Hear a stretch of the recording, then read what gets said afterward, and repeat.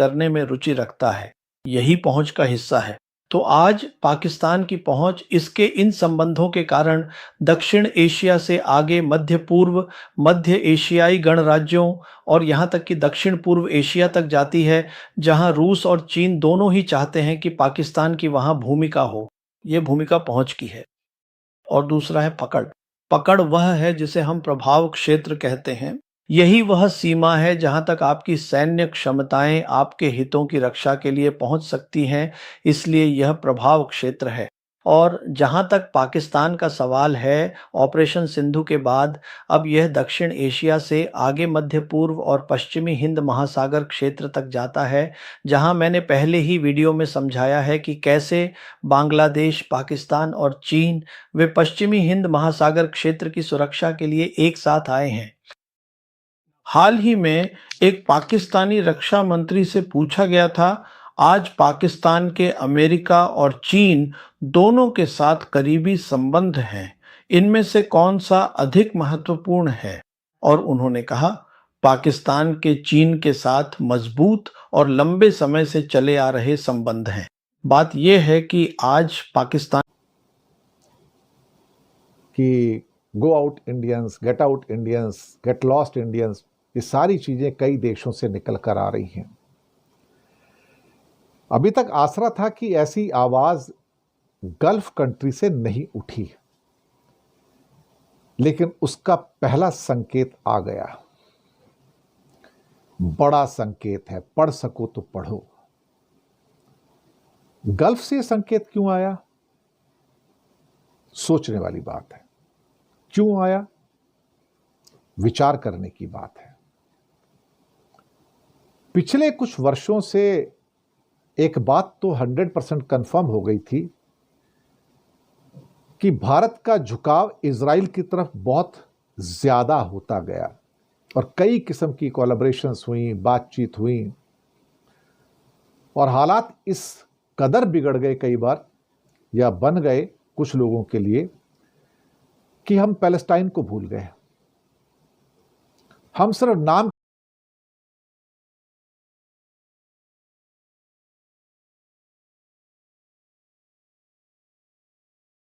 आज के वीडियो में मैं आपको समझाऊंगा कि ऑपरेशन सिंदूर के बाद पाकिस्तान कैसे आज दुनिया का एकमात्र ऐसा देश बन गया है जिसके तीनों महाशक्तियों के साथ रणनीतिक संबंध हैं, जो वैश्विक भू राजनीति को चला रही हैं। और ये तीन महाशक्तियां हैं, अमेरिका, चीन और रूस। अब जब मैं रणनीतिक संबंधों की बात करता हूं तो मेरा मतलब पाकिस्तान के अमेरिका के साथ क्रिप्टो, खनिज या तेल के सौदों से नहीं है। मैं उन संबंधों की बात कर रहा हूं जो वैश्विक और क्षेत्रीय भू राजनीति को प्रभावित करते हैं। तो मैं आपको समझाऊंगा कि आज पाकिस्तान के अमेरिका के साथ रणनीतिक संबंध कैसे हैं और उसके रूस के साथ रणनीतिक संबंध कैसे हैं। मुझे पाकिस्तान के चीन के साथ रणनीतिक संबंध समझाने की जरूरत नहीं है, दुनिया इसके बारे में जानती है। और अंत में मैं यह भी बताऊंगा कि तीनों महाशक्तियों के साथ रणनीतिक संबंध होने की इस असाधारण स्थिति में रहने के बदले में पाकिस्तान को क्या मिलता है। लेकिन इससे पहले कि मैं यह सब करूं, मुझे उन तीन चीजों को स्पष्ट करना होगा जिन्होंने पाकिस्तान को इस ऊंचे मुकाम तक पहुंचाया है, जहां वह तीनों महाशक्तियों के साथ रणनीतिक रूप से संवाद कर सकता है। तो ये तीन चीजें हैं पाकिस्तान की भौगोलिक स्थिति।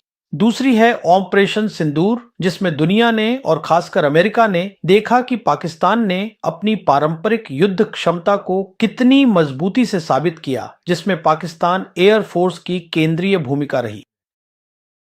और तीसरी है पाकिस्तान के समय की कसौटी पर खरी उतरी मजबूत चीन के साथ संबंध, जो वैश्विक भू राजनीति के उतार चढ़ाव के बावजूद अडिग रहे हैं। अब ये सब कहने के बाद मैं पाकिस्तान के ट्रंप प्रशासन के साथ रणनीतिक संबंधों के बारे में बात करना चाहता हूं। अब राष्ट्रपति ट्रंप ने हाल ही में कहा, मैं उन्हीं लोगों के साथ व्यापार करता हूं जो मुझे पसंद हैं। निश्चित रूप से ट्रंप को पाकिस्तान की राजनीतिक और सैन्य नेतृत्व पसंद है, क्योंकि उन्होंने दो ऐसे काम किए हैं जो ट्रंप को बहुत पसंद आए हैं। पहली बात यह है कि सार्वजनिक रूप से पाकिस्तान के नेतृत्व ने कहा है कि पाकिस्तान वायुसेना ने भारतीय वायुसेना के 7 जेट लड़ाकू विमान मार गिराए और भारतीय पक्ष से कोई खंडन नहीं आया, जिससे यह संकेत मिलता है कि 4 दिन की लड़ाई ऑपरेशन सिंदूर एक तीव्र युद्ध था। और फिर पाकिस्तान ने भारत और पाकिस्तान के बीच युद्ध विराम का श्रेय राष्ट्रपति ट्रंप को दिया है। अब जब आप राष्ट्रपति ट्रंप के नजरिए से चीजों को देखते हैं तो भारत और पाकिस्तान 2 परमाणु हथियार संपन्न देशों के बीच एक तीव्र युद्ध हुआ था और वे वहां युद्ध विराम लाने में सफल रहे। अब जहां तक ट्रंप का सवाल है, उनकी दूसरी अवधि में जितनी भी प्राथमिकताएं हैं उनमें सबसे ऊपर यह है कि वे खुद को शांतिकाल के राष्ट्रपति के रूप में देखना चाहते हैं। इसी वजह से उन्होंने कम से कम 35 बार और हाल ही में संयुक्त राष्ट्र में अपने भाषण में एक बार फिर 7 युद्धों को समाप्त करने की बात की। बिल्कुल, इसमें सबसे महत्वपूर्ण था भारत पाकिस्तान युद्ध, जिसके लिए पाकिस्तान ने श्रेय दिया है, लेकिन भारत ने राष्ट्रपति ट्रंप को श्रेय नहीं दिया है। उन्होंने पाकिस्तान सेना प्रमुख फील्ड मार्शल आसिफ मुनीर को 18 जून को व्हाइट हाउस में दोपहर के भोजन के लिए आमंत्रित किया था। उनमें से एक बात जो उन्होंने मुनीर के साथ चर्चा की होगी वह है पाकिस्तान सेना की विस्तारित भूमिका, उसकी पारंपरिक क्षमताएं मध्य पूर्व में, ताकि मध्य पूर्व को स्थिर किया जा सके। यही वह चीज है, यही ट्रंप चाहते हैं। अब इस बात के प्रमाण हैं कि जो आकलन मैंने दिया था वह सच साबित हुआ है, लेकिन इससे पहले कि मैं वह प्रमाण दूं और उसके बारे में बात करूं, 2 और मुद्दे हैं जिनका अपडेट देना जरूरी है। मुझे वह करने दीजिए।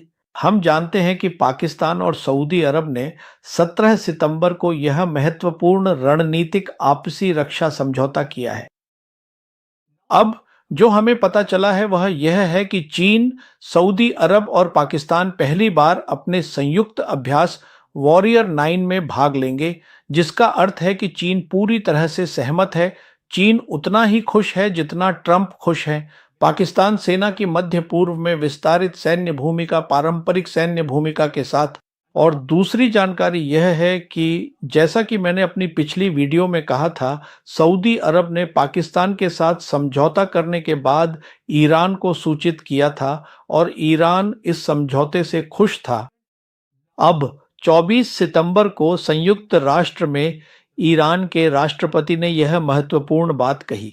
उन्होंने कहा कि ईरान पश्चिम एशिया के मुसलमानों के सहयोग से राजनीतिक, सुरक्षा और रक्षा क्षेत्रों में एक व्यापक क्षेत्रीय सुरक्षा प्रणाली बनाने की दिशा में देख रहा है। इसमें पाकिस्तान की सेना की विस्तारित भूमिका निहित है। अब इस पृष्ठभूमि के साथ मैं ट्रंप और पाकिस्तान के बीच रणनीतिक संबंधों पर आता हूं। अब 23 सितंबर को ट्रंप ने संयुक्त राष्ट्र के सत्र के दौरान 8 इस्लामी और अरब देशों के साथ एक बहुत ही महत्वपूर्ण बैठक की, जिसे ट्रंप ने अपनी 23 बैठकों में सबसे महत्वपूर्ण बताया। और इसमें उन्होंने गाजा के लिए अपनी 21 बिंदुओं वाली शांति योजना पर चर्चा की, क्योंकि जैसा कि हर कोई जानता है कि मध्य पूर्व में ट्रंप शांति चाहते हैं, लेकिन दुर्भाग्यवश इजराइल ही है जो मध्य पूर्व में अमेरिका की विदेश नीति चलाता है। तो उन्होंने अपनी 21 बिंदुओं वाली शांति योजना इन देशों के साथ चर्चा की: कतर, तुर्की, सऊदी अरब, पाकिस्तान, इंडोनेशिया, मिस्र, यूएई और जॉर्डन। पाकिस्तान यहां मौजूद था। सिर्फ इतना ही नहीं, ट्रंप ने यह उपयुक्त समझा कि इस बैठक के बाद पाकिस्तान की नेतृत्व टीम को व्हाइट हाउस आमंत्रित किया जाए, ताकि आगे की चर्चा की जा सके और मध्य पूर्व में उनकी केंद्रीय और रणनीतिक भूमिका को देखा जा सके। इसलिए 25 सितंबर को प्रधानमंत्री शहबाज शरीफ और army chief field marshal Asim Munir ने व्हाइट हाउस में राष्ट्रपति ट्रंप से मुलाकात की, जहां उपराष्ट्रपति वेंस और विदेश मंत्री मार्को रूबियो भी मौजूद थे। 3 रणनीतिक मुद्दों पर निश्चित रूप से चर्चा हुई होगी। पहला, निश्चित रूप से मध्य पूर्व में स्थिरता के लिए पाकिस्तान की भूमिका है, पाकिस्तान की सैन्य भूमिका। दूसरा मुद्दा ईरान है। जैसा कि मैंने अपनी पिछली कई वीडियो में कहा है, पाकिस्तान से बेहतर ईरान को कोई नहीं समझता और ईरान ही है जो ट्रंप को परेशान और चिंतित करता है। तो इस पर भी चर्चा हुई होगी। और तीसरा मुद्दा जो चर्चा में था वह था बगराम एयरबेस। अमेरिकियों की इसमें बहुत रुचि है, ट्रंप इसमें बहुत रुचि रखते हैं और ट्रंप ने इसमें पाकिस्तान से मदद मांगी होगी जो कि पाकिस्तान देने को तैयार नहीं है। और इसी कारण उसी दिन 25 सितंबर को अफगानिस्तान से जुड़े मुद्दों पर 4 देशों की एक बैठक हुई। और ये 4 देश हैं चीन, रूस, ईरान और पाकिस्तान, जहां एक संयुक्त बयान जारी किया गया कि किसी भी बाहरी सैन्य अड्डे यानी अमेरिका या नाटो देशों के सैन्य अड्डे को अफगानिस्तान में इन 4 देशों द्वारा स्वीकार नहीं किया जाएगा। तो कृपया समझिए कि ये 4 देश महत्वपूर्ण हैं और ये मिलकर काम करते हैं, चीन, रूस, ईरान और पाकिस्तान। तो ये बहुत स्पष्ट है कि जहां तक राष्ट्रपति ट्रंप का सवाल है, उन्होंने मध्य पूर्व में स्थिरता के लिए पाकिस्तान को एक रणनीतिक भूमिका दी है। ये सिक्ताडेट। अब पाकिस्तान के रूस के साथ रणनीतिक संबंधों की बात करते हैं। अब देखिए, ये जो संबंध हैं इन्हें कम करके आंका गया है। हकीकत यह है कि ये संबंध बहुत तेजी से विकसित हो रहे हैं और 2 स्तरों पर हो रहे हैं। एक स्तर यह है कि ये संबंध उस स्तर पर विकसित हो रहे हैं जिसे मैं नया वैश्विक शासन प्रणाली कहता हूं, जहां रूस और चीन मुख्य खिलाड़ी हैं। वे मुख्य खिलाड़ी जो उस प्रणाली का समर्थन कर रहे हैं जो भू अर्थशास्त्र, व्यापार, विकास और विश्व की स्थिरता से जुड़ी है, जैसा कि मैंने अपने पहले के वीडियो में भी चर्चा की है। तो ये दोनों देश मिलकर काम कर रहे हैं और वे किस तरह मिलकर काम कर रहे हैं, इसका उदाहरण यह है कि जब राष्ट्रपति शी जिनपिंग नवंबर 2012 में पदभार संभाले तो उनकी पहली विदेश यात्रा मास्को थी और यह मार्च 2013 में हुई, जहां उन्होंने राष्ट्रपति पुतिन से मुलाकात की और साथ ही उन्होंने Moscow state institute of international relations में एक भाषण भी दिया, जहां पहली बार राष्ट्रपति शी जिनपिंग ने अंतर्राष्ट्रीय संबंधों के नए प्रकार के बारे में बात की। यही वह अंतर्राष्ट्रीय संबंधों का नया प्रकार है जिसके बारे में उन्होंने तब बात की थी, जो अब पूरी तरह विकसित हो चुका है। इसमें सारी ईंटें अपनी जगह पर हैं, सारी चीजें व्यवस्थित हो चुकी हैं। यह उसी नए वैश्विक शासन प्रणाली में विकसित हो गया है जिसके बारे में मैं बात कर रहा हूं। और इस पर अंतिम बात जो कही गई थी वह थी ग्लोबल गवर्नेंस इनिशिएटिव, जिसे राष्ट्रपति शी जिनपिंग ने चीन में एससीओ शिखर सम्मेलन में 1 सितंबर को प्रस्तुत किया था। तो बात यह है कि ये दोनों देश मिलकर काम कर रहे हैं।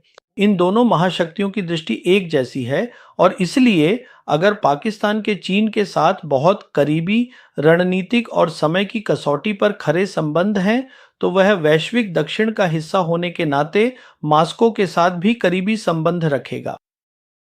अब दूसरा है दोनों देशों के बीच अधिक प्रत्यक्ष या द्विपक्षीय रणनीतिक संबंध। हम जानते हैं कि 15 सितंबर को यह प्रधानमंत्री शहबाज शरीफ ने राष्ट्रपति पुतिन से मुलाकात की और क्रेमलिन की ओर से एक नोट जारी किया गया और क्रेमलिन के नोट में स्पष्ट रूप से कहा गया कि राष्ट्रपति पुतिन ने कहा कि पाकिस्तान दक्षिण पूर्व एशिया और पूरे एशिया में एक प्राथमिकता वाला साझेदार है।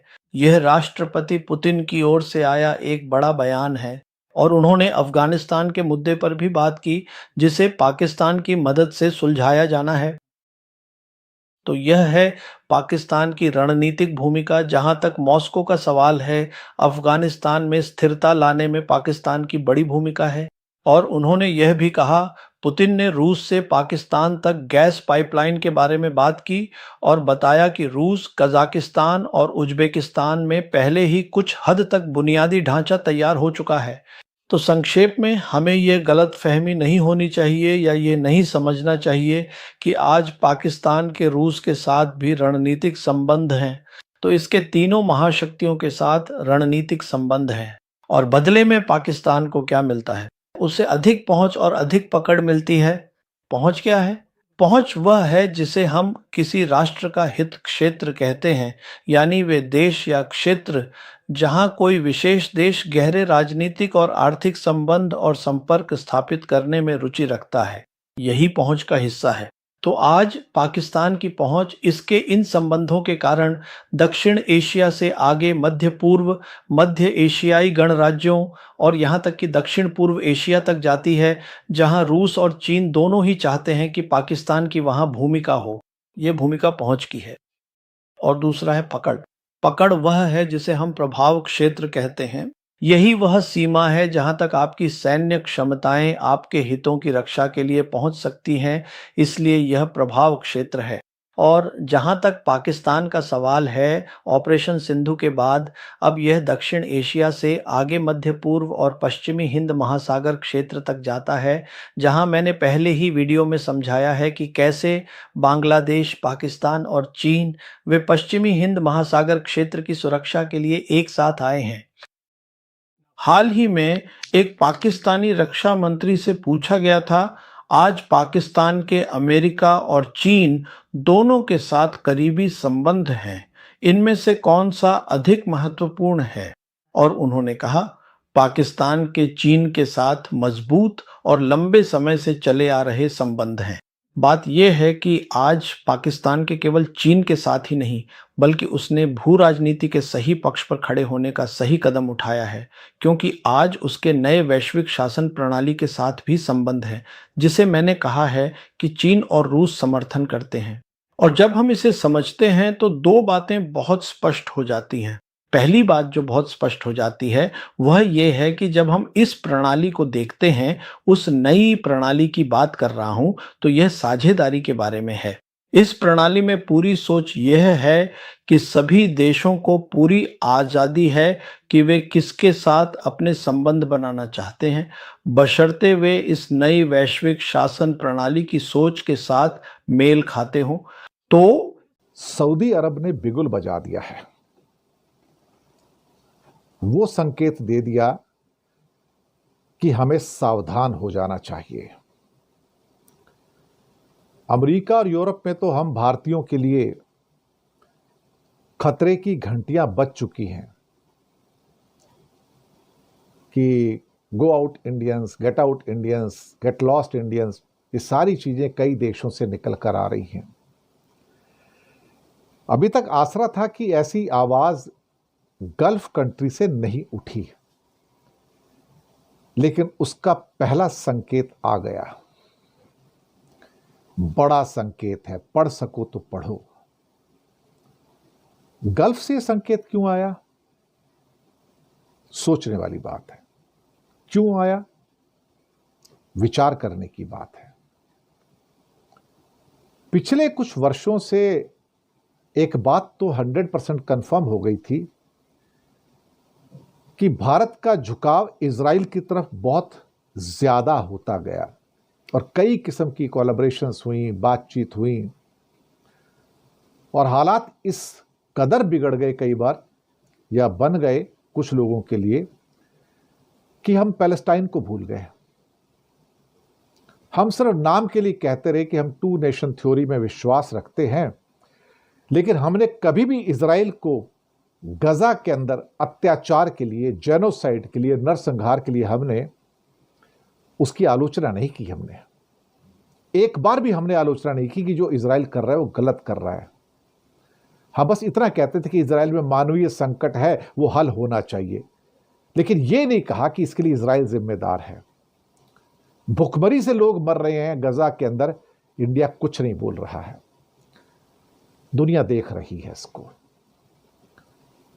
कर तो एक्चुअली गल्फ नेशन वाले भी कुछ नहीं रहे पैलेस्टाइन के लिए। सऊदी हो, बहरीन हो, यूएई हो, कतर हो या बाकी लोग, वो भी कुछ नहीं कर रहे हैं। कतर वाले थोड़ी बहुत बातचीत कर लेते हैं, लेकिन कतर वाले तो पूरे अमेरिकन हैं, वो तो गल्फ वाले भी नहीं हैं।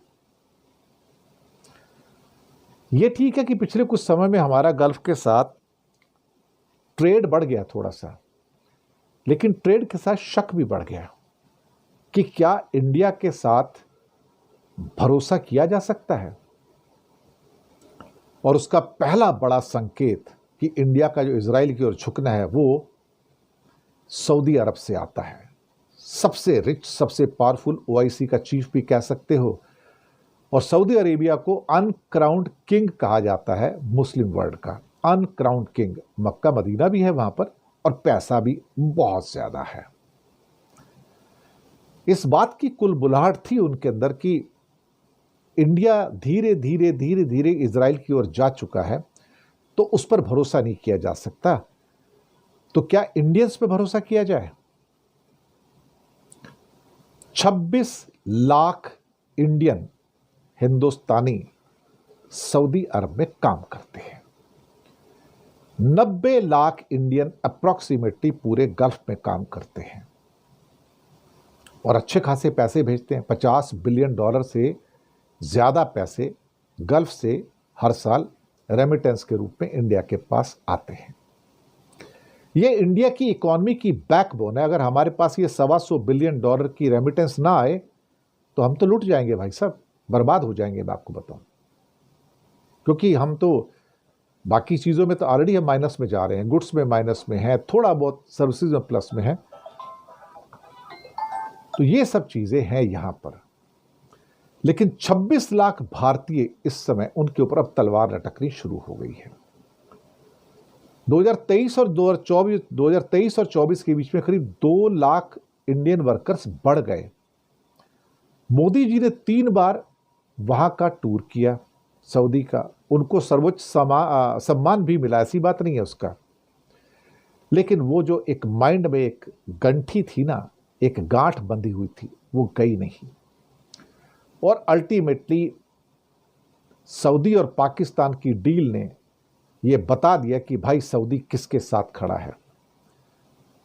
हमारे अखबार, हमारे चैनल्स एक ही चीज, एक ही रट लगा के बैठे रहे कि पाकिस्तान के पास कुछ नहीं है, वो कटोरा लेके मांगने जाता है, उसकी झोली खाली है, उसकी झोली में कुछ नहीं है।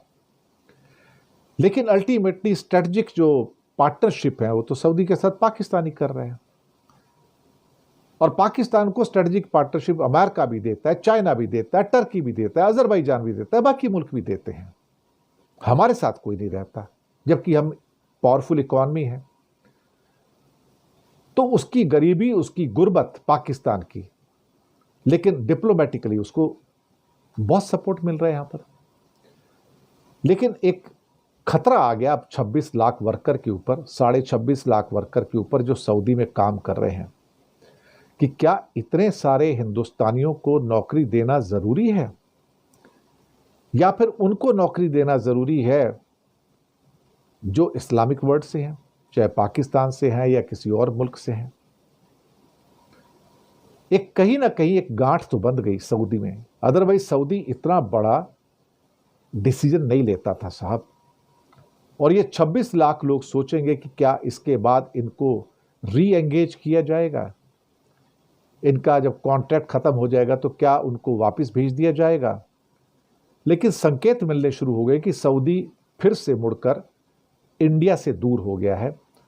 और जब इंडिया से दूर होना शुरू हो गया है पाकिस्तान के साथ डील करके, तो हमारे जो प्रोफेशनल्स हैं, हमारे जो वर्कर्स हैं, वाइट कॉलर वर्कर हों या ब्लू कॉलर वर्कर हों या मजदूर हों, उनके लिए शायद आने वाले दिन अब मुश्किल वाले दिन हैं।